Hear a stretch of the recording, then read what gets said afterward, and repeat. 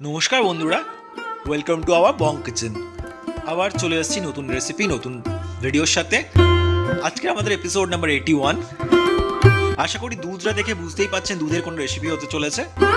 আজকের রেসিপিটা খুবই ইন্টারেস্টিং। আমরা মার্কেট থেকে প্রায়ই খাই, খুবই একটা ভালো মিষ্টি। তো চলুন আজকে আমরা মিল্ক কেক বানাবো। খুব সহজ পদ্ধতিতে মাত্র 3টি উপকরণ দিয়ে আমরা এটা বানাবো। ভিডিওটা ভালো লাগলে লাইক, শেয়ার, সাবস্ক্রাইব করে অবশ্যই পাশে থাকবেন। প্রথমে কড়াই আমরা 100 ml জল দিয়ে দিলাম। দেখুন, আপনারা ননস্টিক কড়াই, নর্মাল কড়াই, অ্যালুমিনিয়ামের কড়াই, লোহার কড়াই সবেতেই করতে পারেন, বাট আমি ননস্টিক ইউজ করছি। জলটা দেওয়ার পর আমরা এখানে 1.5 লিটার বা 1500 ml দুধ অ্যাড করলাম। এবার দুধটা আমাদের খুবই সহজ প্রসেস। প্রথমে ফোটাতে হবে, বয়েল করতে হবে। খেয়াল রাখবেন বয়েল করার সময় উপচে যাতে না পড়ে যায়, সেটার জন্য প্রসেস আমি বলে দেব। তো প্রথমে কন্টিনিউয়াসলি নাড়াতে থাকুন আর দুধটাকে বয়েল করতে থাকুন। অ্যাটলিস্ট অর্ধেকটা অবধি আগে করে নিন।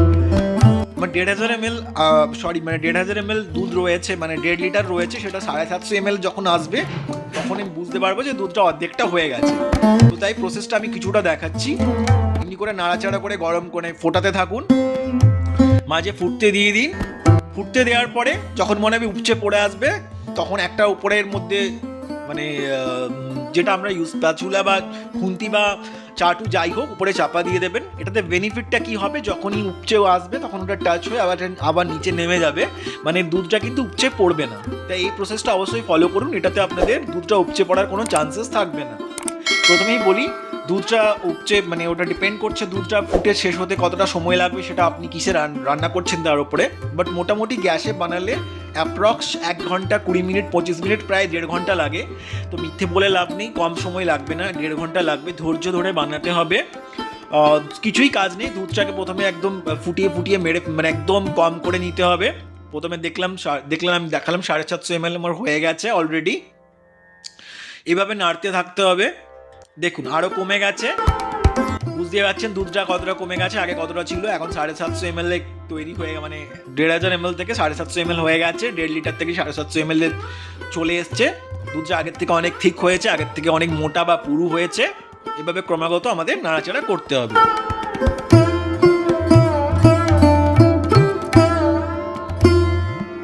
এইবার এই স্টেজে আমরা 1.5 টেবিল চামচ টক দই দিয়ে দিলাম। খেয়াল রাখবেন খুব বেশি টক দই ব্যবহার করবেন না, একটুখানি দেবেন। এটা কি হবে, দুধটাকে দানা বাঁধাতে বা দুধটাকে কাটাতে সাহায্য করবে, তাই অবশ্যই 1.5 টেবিল চামচ ব্যবহার করবেন। আপনাদের কাছে যদি টক দই সেই মুহূর্তে অ্যাভেলেবেল না থাকে, দুধ তো অনেক সব বাড়িতেই মোটামুটি থাকে, ব্যবহার করি আমরা, সেক্ষেত্রে পাতি লেবু থাকলে পাতি লেবুর রস দিলেও চলবে, বাট 1 থেকে 1.5 টেবিল স্পুন দেবেন, ওর বেশি দেবেন না। এবার আমরা 200 গ্রাম চিনি এখানে অ্যাড করছি। বলে রাখি আমি চিনিটাকে পাউডার বানিয়ে নিয়েছি। তো আগে 200 গ্রাম চিনি নিয়ে নেবেন, একটা বোলে মাপ করে দিয়ে 200 গ্রাম চিনিকে পাউডারে মিক্সিতে ব্লেন্ড করে নেবেন। তারপরে 4 থেকে 5 চামচ করে দেবেন আর নাড়াতে থাকবেন। এবার কেন পাউডার দিতে বলছি, তার পেছনে কারণ রয়েছে। অনেক সময় চিনি দিলে তলায় লেগে যাওয়ার চান্সেস থাকে, যদিও নাড়ালে মেল্ট হয়ে যাবে, বাট পাউডার দিলে আপনাদের নাড়াচাড়া করতে সুবিধে হবে, প্রসেসটাতে একটু ইজি হয়, কোনোভাবে তলায় লেগে যাওয়ার চান্সেস থাকবে না। আমি এইভাবে 4 চামচ 5 চামচ করে দিয়ে নেড়ে পুরো চিনিটা অ্যাড করে দিই। খুব সহজ পদ্ধতিতে এই মিল্ক কেকটা আমরা বাড়িতে বানাচ্ছি। তো ভিডিওটা যদি আপনাদের ভালো লাগে প্লিজ সাবস্ক্রাইব করে পাশে থাকুন, আর ভিডিওটা কেমন হয়েছে কমেন্ট করে জানাতে ভুলবেন না। আর রেসিপিটা যদি ভালো লাগে প্লিজ সবার সাথে শেয়ার করে সবাইকে দেখার সুযোগ করে দিন। তো এইভাবে আমরা নাড়াচাড়া করতে থাকবো। দেখুন দুধটা আরও কিছুটা কমেছে, আর দেখুন দানা দানাও হয়ে গেছে। যে টক দইটা অ্যাড করেছিলাম সেটার কাজ অলরেডি হয়ে গেছে, একটু দানা দানা হয়ে গেছে, হালকা কেটে গেছে, এরকম হলেই চলবে। কারণ মিল্ক কেকে আমরা দেখেছি একটু কাটা কাটা থাকে, তাই অবশ্যই এই প্রসেসটা স্কিপ করবেন না। আমি চিনিটা এখনও দিচ্ছি, পুরোটা তো দেওয়া হয়নি, একটু একটু করে দিয়ে নেড়ে মেলাতে হবে। 200 গ্রাম চিনিই দেবো, কিন্তু একেবারে দিয়ে দেবেন না, একটু করে করে দেবেন।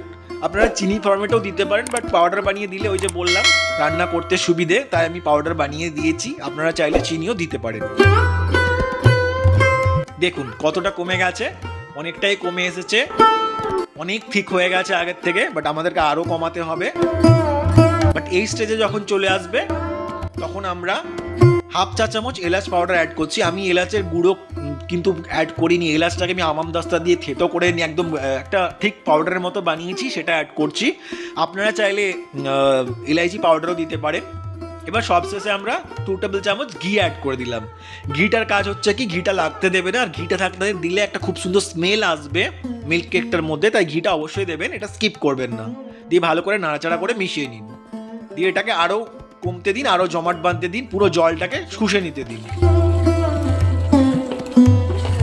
দেখুন আরও অনেকটা কমে গেছে। এই প্রসেসে নাড়াচাড়া করতেই থাকুন, একদম কমে যাবে।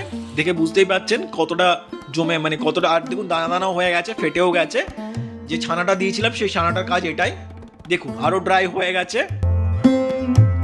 এরকম যখন পুরো ড্রাই হয়ে যাবে তখন এটাকে আমাদের সেট হতে দিতে হবে।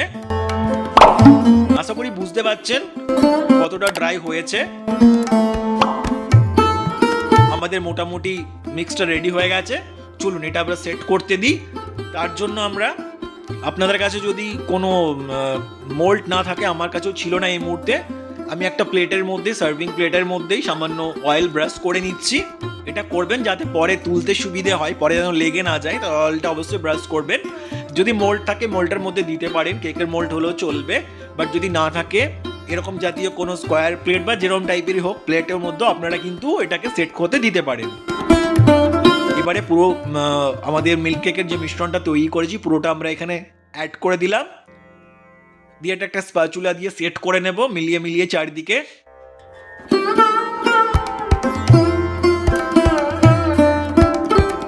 আশা করি বুঝতে কোনো অসুবিধে হচ্ছে না।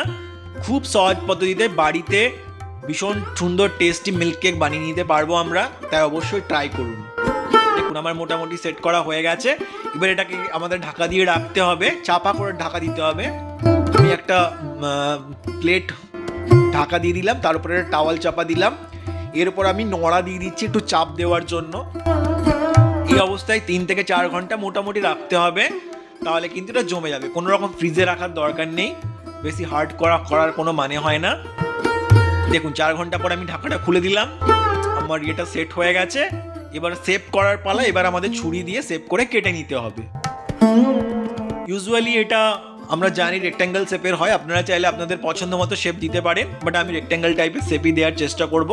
প্রথমে সাইড থেকে একটু করে পুরো সাইডটাকে কেটে দিলাম, তারপর ছুরি দিয়ে যেমনভাবে কাটছি এভাবে কেটে নেবেন। আপনারা আপনাদের পছন্দ শেপ দিতে পারেন, এই নয় যে এরকমই দিতে হবে, বাট আমি যেটা ইউজুয়ালি মিল্ক কেকের শেপ হয় রেক্ট্যাঙ্গেল শেপ, সেই শেপটাই দিচ্ছি। আপনারা চাইলে কিন্তু আপনাদের পছন্দ মতো শেপ দিতেই পারেন।